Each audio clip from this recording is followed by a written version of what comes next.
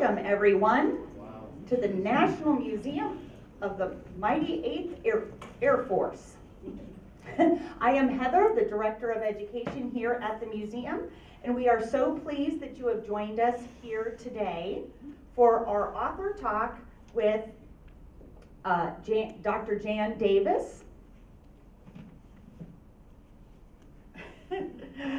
Jan Davis was born at Patrick Air Force Base and raised in Huntsville, Alabama. Jan Davis has been surrounded by aviation and space her entire life. She followed up her biomedical engineering degree from Georgia Institute of Technology with a mechanical engineering degree from Auburn University and a PhD from University of Alabama in Huntsville.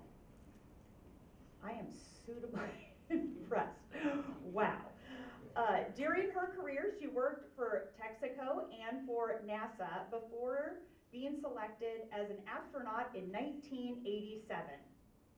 Davis flew on 3 space shuttle missions and continued her NASA career in the senior executive service. After her retirement from NASA, she went on to become an industry executive, now a consultant and speaker. She also enjoys traveling and exploring the outdoors and working with her nonprofit organization, Astra Femina, to encourage girls to pursue science, technology, engineering, and math careers. And we are very happy to welcome her here today to speak about her book, Airborne. Please make sure to silence your cell phones, everyone. Thank you for joining us today.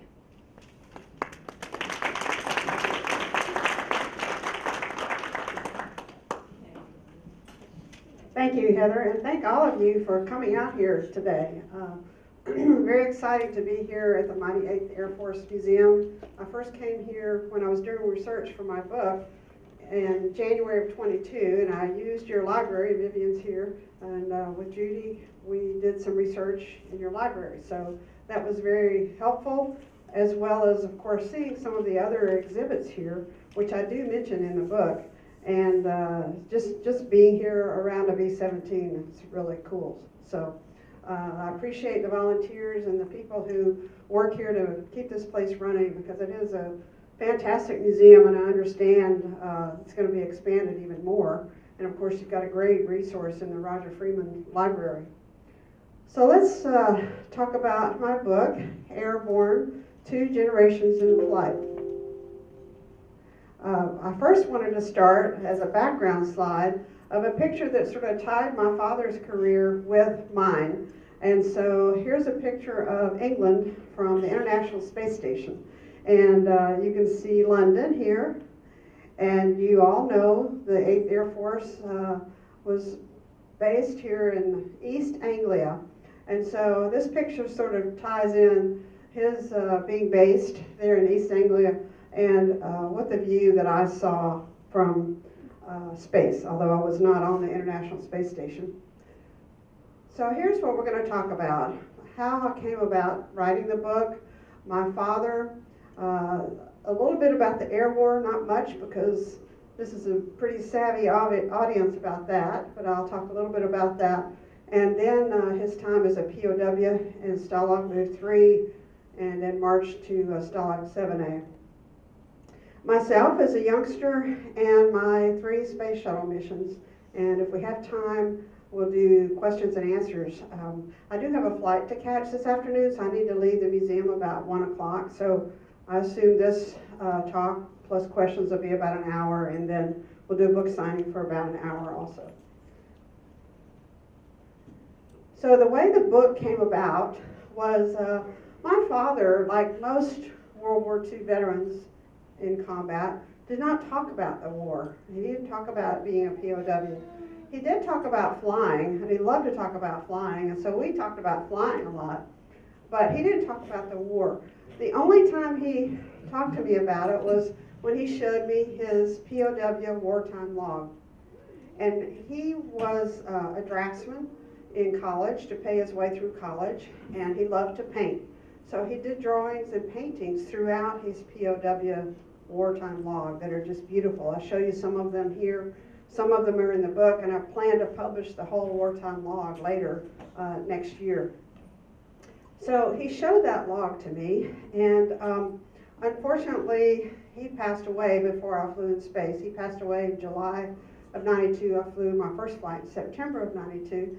And I didn't know what happened to this wartime log. I found my sister from his second marriage on Facebook, and I said, do you by any chance have this log, and could you scan it and send it to me? And she said, yes, I have it. And she's busy like the rest of us, and 3 or 4 years went by, she didn't send it. And do you know, when COVID hit, she had time to scan it. So she sent it to me, and I received it April of 20. And when I saw that log, and I also had the journal that he wrote to my mother before he was shot down, with those two things, plus his flight records that my sister sent me, I said, I need to tell his story. And so that's why I wrote the book, is because I needed to tell his story. And so it started out, I was just going to talk about him.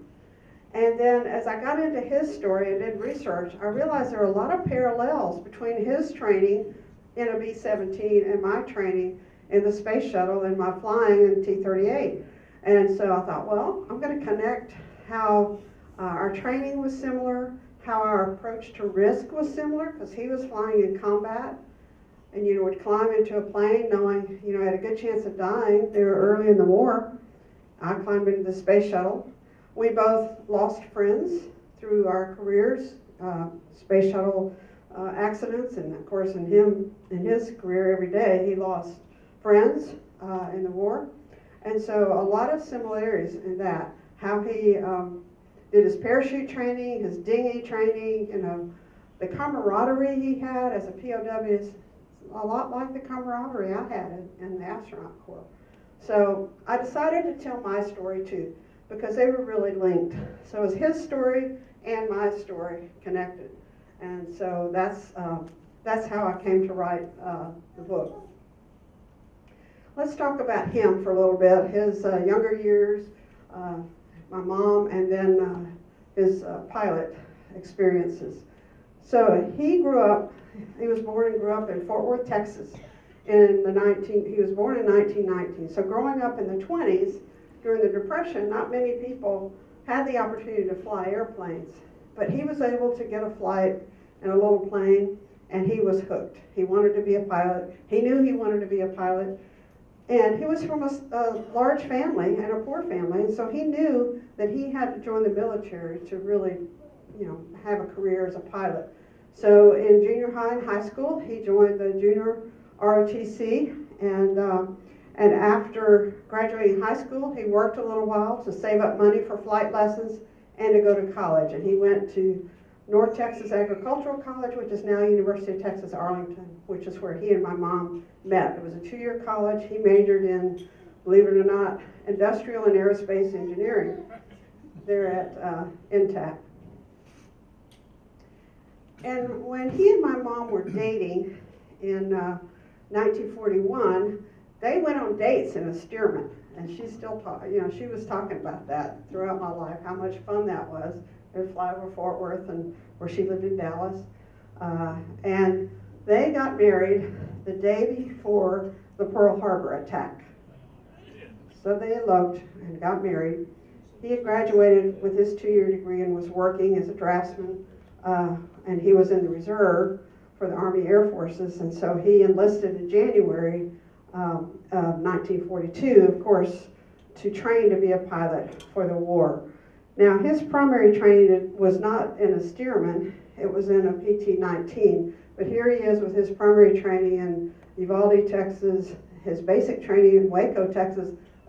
His flight records didn't say which airplanes he flew there, but they were all pretty similar to the BT-13. And then advanced training, you all know about the Texan, the AT-6, was in Lake Charles, Louisiana. So each phase of flight was more complex airplanes, more, experienced training with instruments and navigation and night flying, etc. And it was about a 9-month syllabus at that time. So in September of 1942, he earned his wings at Lake Charles. There he is with my mother. And then he was commissioned into the U.S. Army Air Forces. And then he started training the B-17. So the basic training, the 9-month training when you get your wings, then you start training for the plane you're going to fly in the war. And he was training to be a fighter pilot. They didn't have many fighter planes in those days, and they needed pilots to fly the bombers. So he was switched over to train to fly B-17s, which he did in Florida. So that was called transition training, and then the combat crew training. So with 10 people on the B-17, each having a different position, of course the pilot had to learn something about those positions. So he was actually going all over the country getting gunnery training, navigator training, bombardier training, etc. in addition to his pilot training in the B-17. And he got his combat crew certificate as a first pilot flying the B-17. And again, this is similar to the space shuttle. You know, we have 7 people on the space shuttle. We have a pilot, commander, mission specialist. Each person has a separate discipline that they're responsible for, but the commander and pilot kind of have to know a little bit about everything. And so that's similar in how you get a crew to work together and how you get a crew assigned to do their specific duties, and you have a prime and a backup. And so a lot of it's very similar to what you have with the B-17 crew of 10 and my shuttle crew of 7. So after he got his B-17 training, he was assigned to a secret plane called the YB-40. How many of you here know about the YB-40? Yeah, I knew several people here would know about that. Not many people know about it, and there's quite a bit in the book about it because not many people know about it because there weren't many planes and had a short life in terms of combat. But the YB-40 was a modified B-17F that had an extra turret on top over the radio room. It had twin guns. Wherever they had guns, there were 2 of them. It had, you can't see in this picture, but it had a chin turret like the B-17G. It had staggered waist guns like the B-17G. In those days, the F did not have the staggered guns or the chin turret.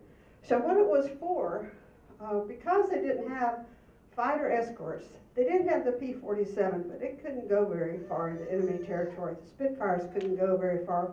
So the Germans knew exactly what the range of the escorts was, and then, you know, they would attack the bombers. So the YB-40 was supposed to be an escort for the B-17s. So they put lots of extra guns on it, and they did not carry bombs. They put extra plating on the sides to protect the people in the plane, and so the YB-40 was leading and escorting the bombers, and then when they got over bomber territory, they would switch, and the B-17 would be in the lead. The problem was it didn't have bombs, so it wasn't very effective in war because it didn't have bombs. It had lots of guns, which proved to be not that much more effective than a B-17 with all of its guns. The aft turret, you couldn't use the full arc because you might shoot the guy in the front turret. So it just wasn't very effective. It's not true it couldn't keep up with the B-17s. That's a myth. It had about half the rate of climb, but it could keep up with them with increased manifold pressure, so it wore out the engines more. They had a lot of maintenance problems, etc. So it didn't fly very long before they scrapped this idea. So my father ferried his YB-40 across the Atlantic, the North Atlantic route, you know, over Newfoundland and then Greenland, Iceland, Scotland, and England, and only 12 YB-40s made it to Europe. So he was a pilot of one of them, named Ollie Madison, and so they only had 12 crews that made it over to England, and they were all in 92nd Bomb Group in the 327 Squadron. So there's another picture where you can see the chin turret, and they used the P-63s for targets in this picture. There are not many pictures of them because it was a secret mission, a secret airplane, so there aren't any pictures of them over in England. So I don't have any pictures of my father in front of a plane with his crew, unfortunately. So let's talk about the air war, and I won't spend a lot of time on this because you all know about this. And this diagram, I know you can't see, but it does show where the bases were in England, and the different divisions. The white ones were the RAF bases, and then the rest were mostly bomber bases in the 8th Air Force. But I show it to show you how close together they were. And I went over there and visited several of these airfields, and they're just a few miles apart. And so when these bombers would take off and spiral up and get into formation, and they were from different bases and different squadrons, and they had different places where they would meet up, and frequently they flew into each other just getting into formation because the weather was so bad over there. But they were very close together, and so it must have been quite a sight to see all these planes come together and form up and then go over to their missions. This is a picture of the 92nd Bomb Group airplanes actually dropping their bombs somewhere over the target. And you know about the different kinds of formations they had too, and I talk about a good bit of that in the book. So my father, as I said, was an artist. These are some paintings out of his POW wartime log, and I put them here just to show you, his viewpoint as a pilot of what the air war was like. So here's a gunner looking at the other planes in the formation, of course, looking for the Jerries, the Germans. And you can't see in the slide very well, but you can see the formation that they were in also. So here's another one of him, his painting, where he's showing the B-17s in formation with all the flak at their altitude, and the Germans starting to close in on them. What he's actually painting here are when he was shot down, but it does show you what the air war was like over there. And this is one of my favorites of the formation, again, dropping their bombs. So he was in the 92nd Bomb Group, as I said. These are his missions. I should say these are the targets for his missions. You probably know that it's not a straight line from his base to where they went. It was, they had to meet up somewhere, and then they had secondary targets, tertiary targets, and so there were a lot of different directions that they were going. It wasn't a straight line. He was on the first mission to Norway, which was the longest mission at the time for the 8th Air Force. But most of his missions were in France and Germany. At that time, early in the war, so his bomb group became operational the second time in May of '43, and they were supplying planes and things for the war in Africa until May, and so they really didn't get operational again until May of '43. He flew over there in May of '43, and base wasn't even finished at that time. So these flights you can see, May, June, July, he was flying those combat missions, and they were bombing industrial targets at that time in the war. They bombed, airplane manufacturing facilities or facilities that made parts for airplanes, like ball bearings and things like that. Later on in the war, they had a different strategy, but at this time they were bombing the industrial targets in the occupied territories. And this is a map from an actual flight that he took. So I just put that in here to show that, you're going a lot of different directions, and you're meeting up somewhere, and different planes go different places, different bomb groups go different places. So this is an actual map of, this happens to be the one to Norway. So I'll just add here, I was very fortunate to go to Maxwell Air Force Base, to the Air Force Historical Research Agency, and they provided the daily logs of the 327th Squadron, and also all the missions of the 92nd Bomb Group. So they're a tremendous resource. If you ever need to do any research, you don't have to physically go there, they'll send it to you, but it's a government agency, and they just provided a lot of information that's in the book about what actually happened in the squadron and in the bomb group. So that's where I got a lot of my information. It's a great resource. So on July 28th, 1943, he was coming back from Kassel, Germany. They had a bombing run in Kassel, Germany, and I think it was a petroleum plant they were going to. And the Germans shot his fourth engine out, couldn't feather it, and the shrapnel and things from the fourth engine being damaged hit the third engine, so the third engine was dying. So he had to fall out of formation due to being hit and losing one engine and almost losing another engine. So he fell out of formation, and when you fall out of formation, you know, you're a target for being shot down. It's hard to fly B-17 anyway with the four engines when you're trying to stay in formation and that kind of thing, and so flying one with two engines was even harder. And here's a really nice painting, I think, of he and his co-pilot trying to figure out how to fly the airplane, where to go, what they're going to do, etc. So it was a really hectic time. They were over Holland, and here they are going down. And the Germans followed them all the way down to the ground.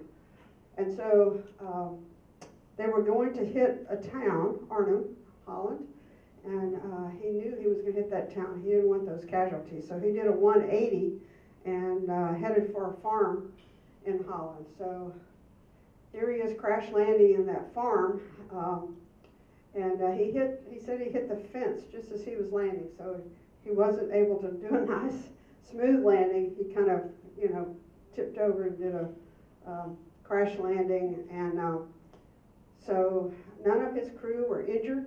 They were all, you know, POWs, but they all escaped for about 12 hours before the German police found them. And here they are trying to set the plane on fire. They had instructions to set the plane on fire if they crashed. And I think that's another really nice painting that he did in his logbook. So here's the plane crashed in Holland. It's interesting, and I've talked with some of you here about all the different resources out there in the world, and a lot of them are on Facebook groups. So I'm in all the POW and B-17 World War II Facebook groups, and I was writing about my father, and this man from Holland said, well, I want to email you some information about your father. It turns out he has an air museum in Holland, this guy, and he sent this picture to me of my father's plane crashed, and it's got the triangle B on it. So that was just fascinating to see that picture. So he was shot down. So what happens next? He went to prison camp. He was, you know, no longer in the war, air war. He was in the prison camp from that point on. So the first place the prisoners would go, people who were captured, whether they bailed out or they were in water or were captured like he was from crash landing, they would go to the interrogation center, which is the Dulag Luft. And depending on how much information they could get of you, that's how many days they would keep you there. So all the people who were POWs went through the Dulag Luft. And so he was there about 3 days. And per the Geneva Conventions, they're not allowed to torture them to get information, but they did do solitary isolation and kept food from them and stuff like that. So he was there. I didn't even know about that until I started doing research, but I found some of the logs here in your library were where I found out how long he was at Dulag Luft. Then they sent him by train to Stalag Luft 3, the Long Winter March, and Stalag 7A, which I'll talk about, and Liberation. So Stalag Luft 3, and you have a nice exhibit of what that was like. Here's a painting, or drawing actually, that he did of Stalag Luft 3, so you can see all the barracks and the fire pool, and then the athletic fields here, and bunks, which you have a really nice mock-up of one here. When he was there, they only had the 2 bunk beds, and later as they got more prisoners, they had to do 3. But here's Stalag Luft 3 in the winter, and the barracks were about 18 inches above the ground, so that the Germans could tell if somebody was trying to dig a tunnel underneath the barracks. But the prisoners were very clever, and they did manage to dig tunnels anyway, and they went through the brick formation that held the stove, and that's how they got the tunnels done. Stalag Luft 3 for the Great Escape.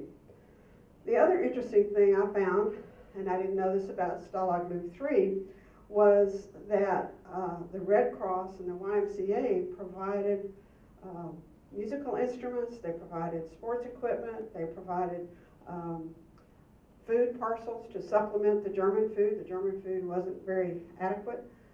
So all of this was provided to the POWs, and the Germans provided theater costumes. Because the war was going on, there was no theater, so they gave the theater costumes to the prisoners so they could put on plays. And so, you were still in prison, but you had something to do.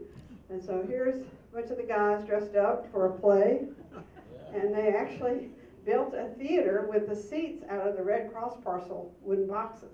So they had a theater, they had a library, they taught courses to each other. My father's logbook has information about the courses he was teaching, and a lot of reading. So the library was good. People could send them books, so they had a nice library. They had a band, different kinds of bands. Here's one of them. And as I said, they had sports equipment, so they had all different kinds of sports going on. Baseball, football, table tennis, wrestling, ice skating, and they had teams, and they had leagues, and they had competition. Because the Germans wanted to make sure that they were busy so they wouldn't try to escape. So they had a lot of things to do, although they were still in prison. Of course, my father's pastime, he did airplane carving, and he did painting and drawing. So that's how he kept himself busy. He also had a very nice description of life in prison camp, and that's in my book. And he's very well known, quite famous in the POW circles for this penny cartoon. So he did cartoons ever since he was about 10 years old. And so they asked him to do a cartoon starting October of '43 for the Circuit POW newspaper. So the South Compound opened in September of '43, and they started this newspaper, and he did these cartoons, these penny cartoons. So Penny was a wartime journalist. She was a nice girl, and so the cartoons are interesting, and I have all 90 of them, and I'm going to publish those also next year. So really interesting that I found that out. I didn't even know about that. So let's talk about the Long Winter March. So he was in Stalag Luft 3, which is east of Berlin. It's in Poland now, near the Polish-Germany border. But at the time it was Germany, and the Russian allies were approaching the prison camp, and they could hear the guns, and they knew the Russians were nearby. The Germans knew that, and Hitler ordered all the POW camps to evacuate, which is a violation again of the Geneva Conventions, but nevertheless, it was a blizzard of winter in January of 1945. They were forced to march. And so they had 30 minutes to get whatever they were going to take with them. So they put things in, they would tie the bottoms of pants and make it into like a backpack, or they would make a sled out of the Red Cross parcels or furniture, whatever they could find, and they carried, and whatever food they could carry, they took with them. So they had to leave a lot of food behind, unfortunately, and they marched. And so they were forced to march for over the course of 3 days, about 50 miles. And they had a couple of breaks. There was one break that's talked about in the book about staying in a glass factory. So they spent the night in a glass factory. They didn't have any food, really, other than what they could carry or whatever broth the Germans would give to them. So they were marched, physically marched, those 50 miles, and this is a picture my father drew of that march. You can imagine thousands of men. It was about a 20-mile long train of people. And then the middle picture is taken with the clandestine cameras that the prisoners had. So it's an interesting story about that. I won't go into it. But with the parcels came, some parcels were marked specially, and the prisoners knew which ones were marked specially, that had things like radio parts, had film, cameras. They would hide parts inside the core of a baseball, for example. So very cleverly they were able to get cameras and film to the prisoners, and this picture is taken from one of those cameras. And I went to the library where they have these photographs. It's in the Air Force Academy. It's the Albert Clark Library. So that was fascinating to see those pictures. I was hoping to see one of my father because they were in the same compound, but I couldn't find one. So after they marched 50 miles, they were put on train boxcars that were designed for carrying cattle, horses, things like that. And they would put 50 to 60 men in each boxcar. Again, unmarked, which is, again, a violation of the Geneva Conventions. So from Spremberg up here all the way down to Moosburg, which is just north of Munich, it was a 3-day trip for them, all crammed together in these cars. Just awful, awful conditions. And so they ended up in Moosburg, Stalag 7A. Stalag 7A was not a Luftwaffe camp like Stalag Luft 3, and it was designed for 10,000 people. It had 130,000 people in this camp. So they were sleeping in ditches and whatever tents they could make, and just terrible conditions. So some of the prisoners said that was the worst part of being incarcerated was being in Moosburg and the train ride and the march. Because Stalag Luft 3, the Luftwaffe took pretty good care of the officers who were at Stalag Luft 3. So my father went on this long winter march, and he somehow managed to keep his wartime log with him, as well as the 90-penny cartoons. So we were able to have those today now. So in Moosburg, on April 29th, George Patton's army came and liberated the prisoners. So down here is his picture of the liberation that he drew. And it was a very exciting time, very joyous time. They didn't get to leave right away. About a week later, they were able to organize things enough to get the prisoners out of Europe. So that was a happy day. And then my father stayed in the Air Force after the war, became the Air Force in 1947. So let's talk about his life after the war and a little bit about me. He stayed with the Air Force, as I said. He's now a captain. And he was part of the first missile and space program that the Air Force had. So it was the Matador program, the missiles. Here is a Matador, and here's one he named after my mother, Dolly J. My mom's name is Dolly Jo. I think he named the YB-40 Dolly Madison because it was kind of like her name. But anyway, he was down in Florida at Patrick Air Force Base, and that's where he worked on the Matador, and that's where I was born, was Patrick Air Force Base. So here I am, about a month old after I was born at Patrick Air Force Base with him. And here I am about 1 year old with my mom. Now at this point, he had already been assigned to Germany. So he was assigned to Germany after Patrick, and he was already over there. So he was not with my mother and me in Texas when I turned 1 year old. I think she was at her mother's house there. But I have a letter that he wrote to me for my first birthday. And I have excerpts of that from the book. It's really neat, you know, in a way that I have that recorded message to me. So in a way, I guess it was good that he wasn't there, because then he wrote down some advice for me on how to live and all this kind of stuff. He was a really good writer as well as an artist. And so after, as I said, after Patrick, he was assigned to Germany. And they were deploying the Matador in Europe. That's why he went to Germany. And there are our barracks back here in Germany. And it's just odd to me that he's in Germany 10 years after he was a prisoner of war. So I'm sure it was odd for him too. And I don't know what happened, but he and my mother separated. So my mom and I flew back to the United States, and he stayed in Germany. And a year later, they were divorced. So I wasn't around him a lot growing up, but he wrote a lot, and we talked a lot on the phone.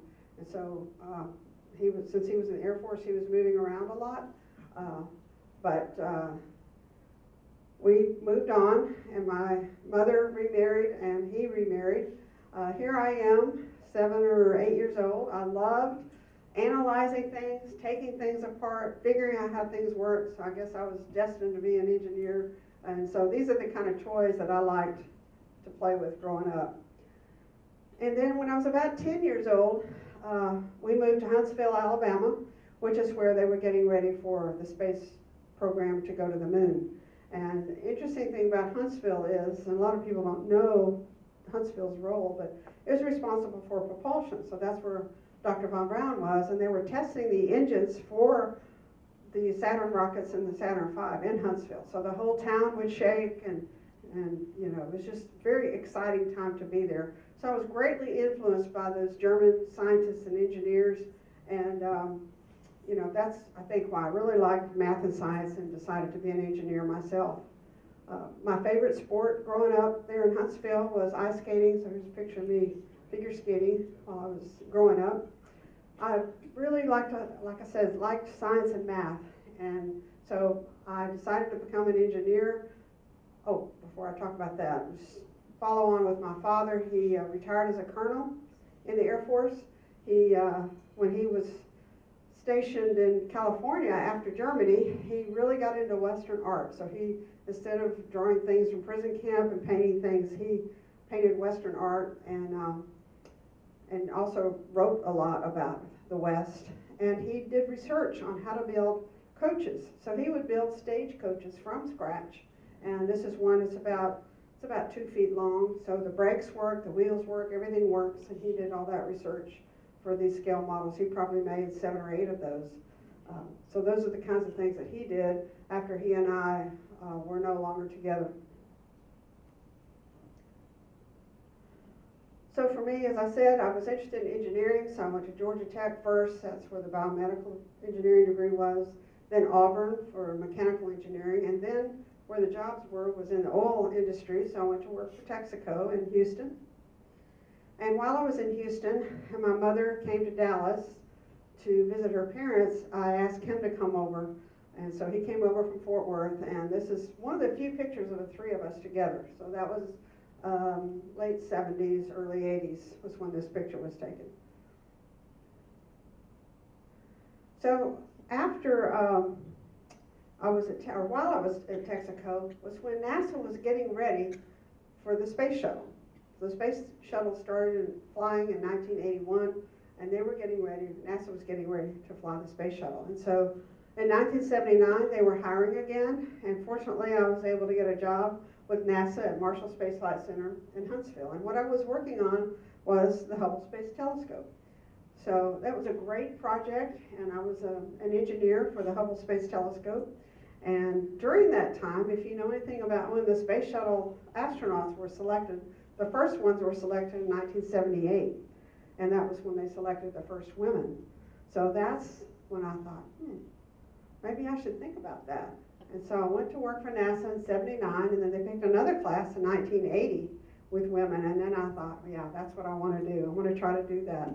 So I just kept doing things I thought might help, like become a pilot. That's me and my airplane, my 172.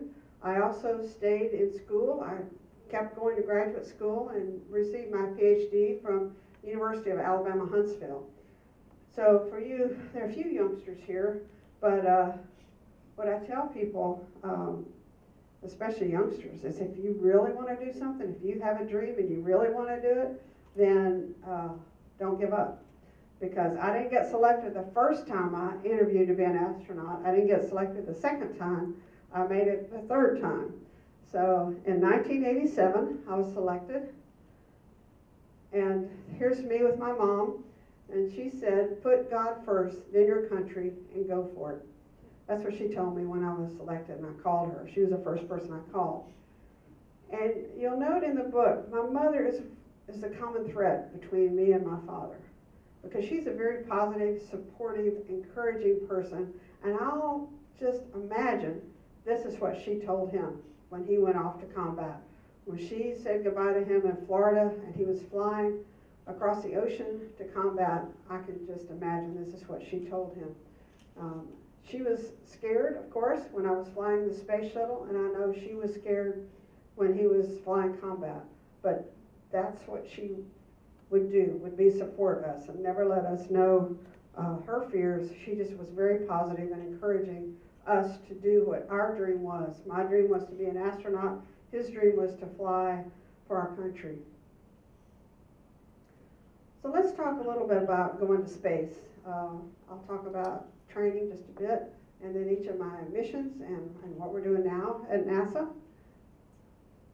So when I moved to Houston in 1987, one of the first things we did was learn to fly T-38 jets. And so in order to fly a T-38 jet, you have to do your parachute training. This is when I did ejection seat training, and how to use oxygen in a plane. Some of these things are very similar to what my father had.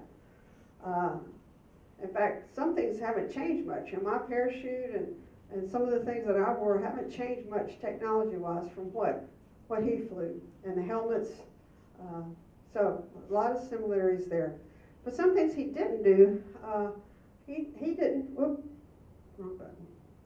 He didn't have to worry about flying in microgravity. So this plane is a KC-135 that flies parabolas. So it goes up for a couple of minutes, then it's in free fall for 20 minutes, flies up for 20 minutes, free fall. And you do that about 40 times. So they nickname it the vomit comet because some people get sick when they do that. Fortunately, I did not. But nevertheless, that's how we sort of get, I keep hitting the wrong button, get accommodated to what working and living in space is like when you're floating around in microgravity. And then I also, as a mission specialist, trained for extravehicular activity. So this is a picture of me with my suit on in the vacuum chamber. So we actually did take it down to the same environment in space to make sure that our suits would work. I also want to mention about the T-38 training. I saw the Link trainer downstairs. We also used Link trainer for the T-38s, but also for the space shuttle. We used Link trainers. We had motion-based trainer and fixed-based trainers for learning to fly all the systems in the space shuttle.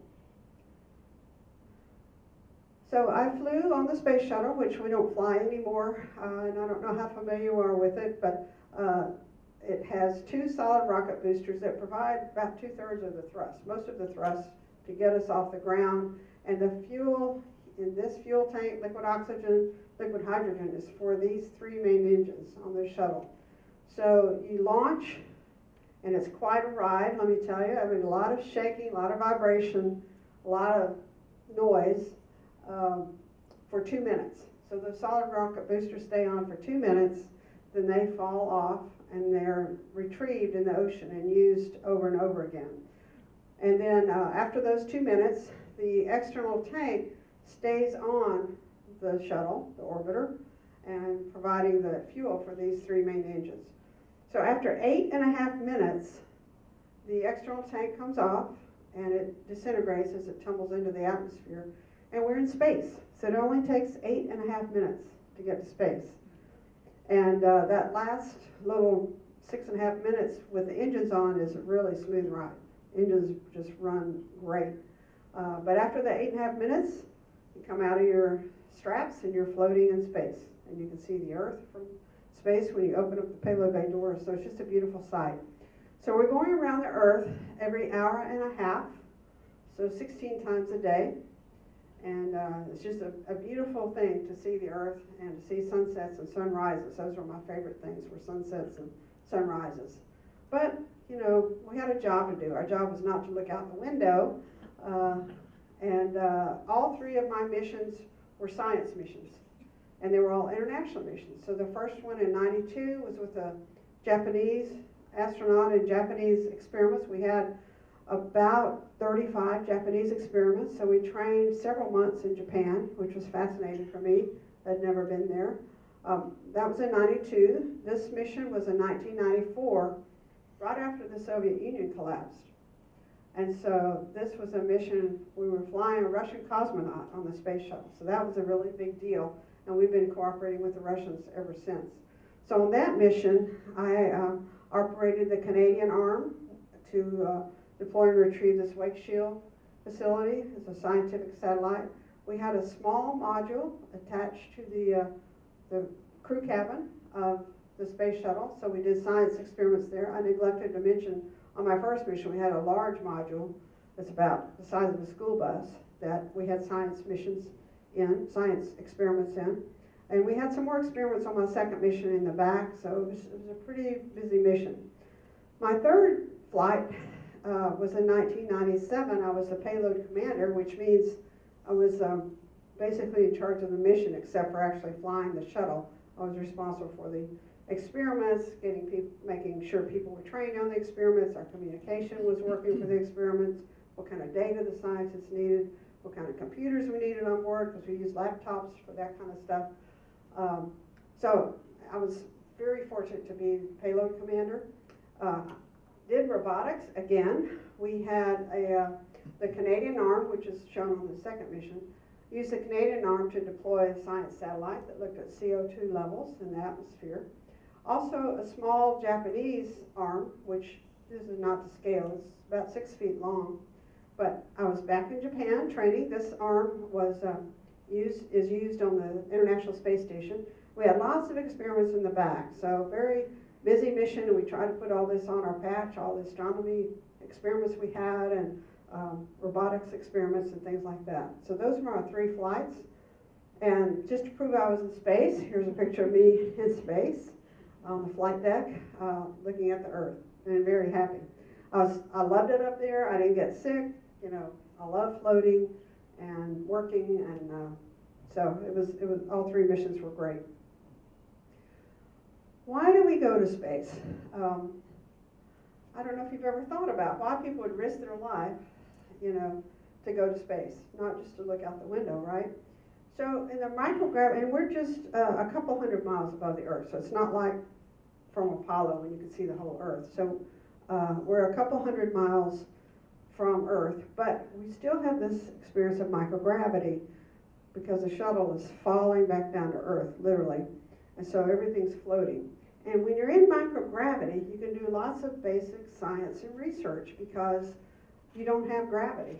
So you think about liquids, you know, liquids in microgravity form a sphere, and they don't, you don't use a glass, they form a sphere. So you can do lots of fluid mechanics experiments that way, or you know, just you're removing one factor of gravity, so you can do some very good research. So for material science, you can make things and mix things that you can't make on Earth because things mix differently. Like if you did salad dressing on the Earth, what would happen? The oil and vinegar separates out, right? In space, it wouldn't. It would just be all one big material. So we melt metals, mix them together, and make new materials. Or we do other basic research that we need to do that we need to take gravity out of to do the research. So this is a furnace, a material science furnace on my first mission, where we're making new materials. And this is my second flight. And I know this picture doesn't look like much, but this was my very favorite experiment. And I'm very happy because it's actually working. So it's an experiment called protein crystal growth. And it's one of the most successful experiments on shuttle, and now we have it on International Space Station. Your body is made up of proteins. And if you can get a perfect crystal of a protein, bring it back down to Earth, and they do X-ray diffraction to recreate a 3D model of that crystal, then you can look and see where, okay, this is where, you know, a bad virus or a bad bug would attach. And if I can design a pharmaceutical to attach to that location, then the bad bug won't be able to attach there. So the pharmaceuticals use that a lot, that research, and getting those structures of the proteins. On this experiment, we're growing a crystal of insulin. In 1994, we didn't know what insulin looked like. And they had 4 different candidate structures, but they didn't know exactly what it looked like. They needed to know what it looked like to do their diabetes research, to do artificial insulin research. And so this particular experiment, we were growing insulin. And I'm very happy here because you can't see it probably, but here's a straight line and then it starts going up, which means my crystal is growing. And it was time to go to bed, and they said, you gotta go to bed. And I'm like, no, my crystal's growing, I gotta do some stuff. So I had a checklist of things I needed to change and talking to the ground about what I needed to do. And so we're able to keep this crystal growing and had a successful crystal. We learned what insulin looks like. So we were very excited about that, and I was very happy. Whoop, wrong way. On my third mission, as I mentioned, we had a Japanese arm. The Japanese arm is out in the payload bay, out this window, but when we were building International Space Station, we didn't have cameras, or we had cameras, but we didn't have windows. And so you couldn't look out the window and operate the arm. So when I operated the Canadian arm, the controls are right here, and I would look out the window, and there's the two hand controllers. But I could look out the window and do whatever I needed to do. But for this Japanese arm, we weren't going to be able to look out the window. So they wanted to make sure we could operate it by looking at camera shots. So that's what I was doing here. Same kind of hand controllers I had with the Canadian arm, but this is the Japanese arm. And so we operated it without looking out the window. Also, we're able to let the ground operate it. So that was the first kind of telerobotics we did.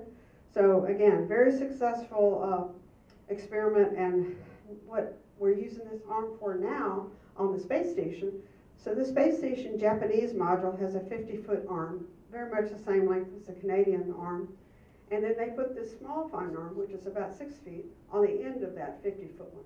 So they use the 50-foot one to get to, general location, and then you use the small fine arm to do very intricate maneuvers and put experiments inside the airlock and things like that. So we were test flying it on this flight. As I said, all three of my missions were successful. They all launched on time when they were supposed to, and they actually landed where they were supposed to at Kennedy Space Center. And the entry and landing is a little different than the launch. It's still dangerous, as you knew from Columbia, but about 45 minutes, about half an orbit before we land, we turn the shuttle around, fire the thrusters in the back, these orbital maneuvering engines, and slow the shuttle down, and it starts coming down towards Earth. Then the black tiles protect us as we're coming through the atmosphere. It looks like fire all around you, really. But you're coming through the atmosphere, and then you start feeling the G's. And you do feel 2.5 G's as you're coming down. For launch, we were only feeling 3 G's, so it's not quite as bad. However, when you've been in space for several days or weeks, those G's really feel like a lot more than 2 G's. So it was really interesting having that sensation as you're coming down. So it's a glider, no engines on, and so you're basically just falling like a brick. And the pilot and commander do some of the flying manually, and so they are, maneuvering it as it does a big circling cone to land at Kennedy Space Center or at Edwards. Just to show you a few things we're doing since we stopped the shuttle program over 10 years ago. We built the International Space Station, and here's the Japanese. You can't see the arm on here, but that's where the Japanese fine arm is now. So each one of these modules is about like a school bus, about like I had on the shuttle. So it took several flights and many years to put all of this together, but it's up here now. It's been inhabited by people for over 10 years.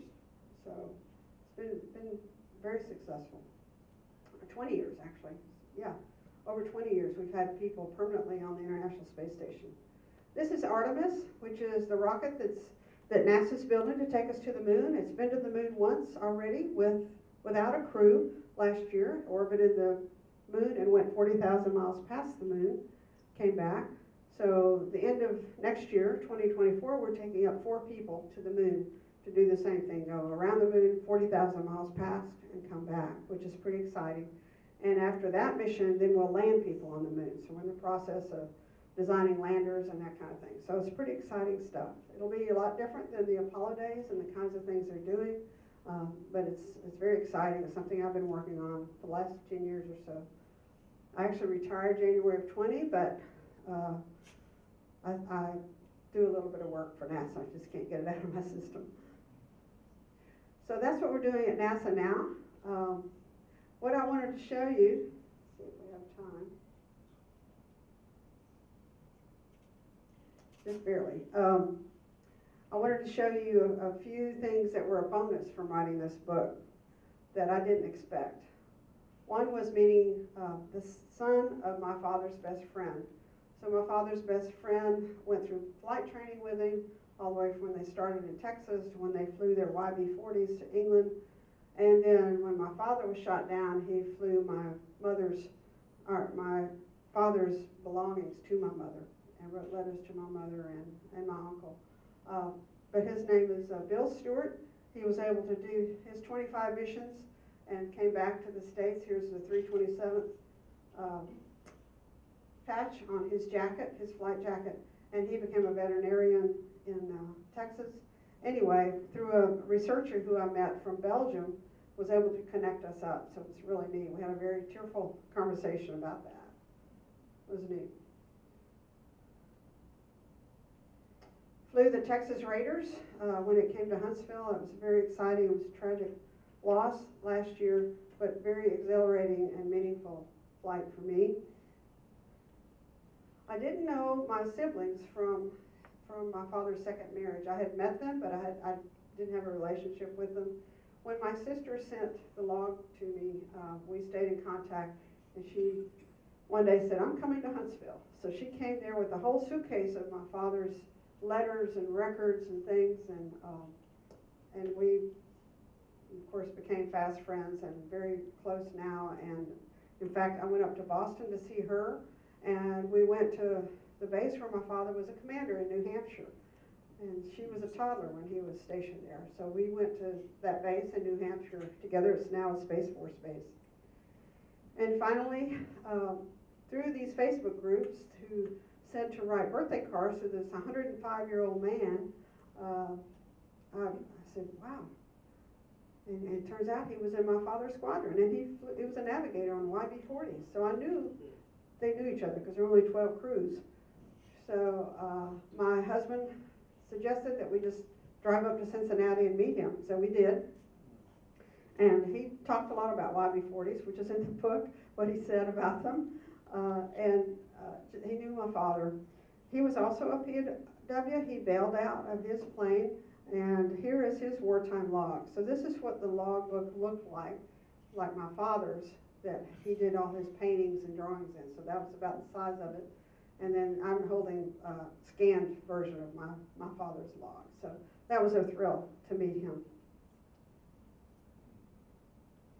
Bob Newland was his name. I know he did some interviews for your newsletter. So I think I'm just about out of time for questions, but I'll be happy to talk to you back in the back unless somebody has a burning question now that they'd like to ask. Yeah? Was it flak that did the initial damage to your father's plane, or was it the fighters? He says it was the fighters, but as you know, the flak did a good bit of damage too, but it was from being shot at, is what he said. Interesting, excuse me, that nobody bailed out. They must Yeah. have had a lot of confidence in your father's ability to bring them down more or less gently. Well, yeah, I'm thankful that they had that confidence in him and he didn't call the bailout command, but I'm sure they had that discussion. But they had it under control enough where I think they felt like he was going to be able to land it. Yeah. Anything else? Yeah. I think you said Artemis, the 40,000 miles past the moon. How long is that mission does it take? So the uncrewed version was 25 days, and the crewed version is going to be shorter. I think 10 to 15 days. So be a lot quicker. Yeah. Where was it in Florida? You had referenced the base there, but where in Florida was it? It was New Hampshire, where he was stationed. Oh, and where you grew It up? was in New, Or when you were very young? Where's Patrick? I was born at Patrick Air Force Base, Which is in? which is in Florida near Cape Canaveral. Okay. Patrick is near Kennedy Space Center. Okay. So it's kind of like full circle, for me. Sure. Thank you. Yeah, in fact, he did the Matador test firings and stuff he did at Cape Canaveral, which is where we launched the space shuttle. Thank Yeah. you. I know you said you didn't talk much about the war, but I'm curious, whenever you graduated, became an astronaut,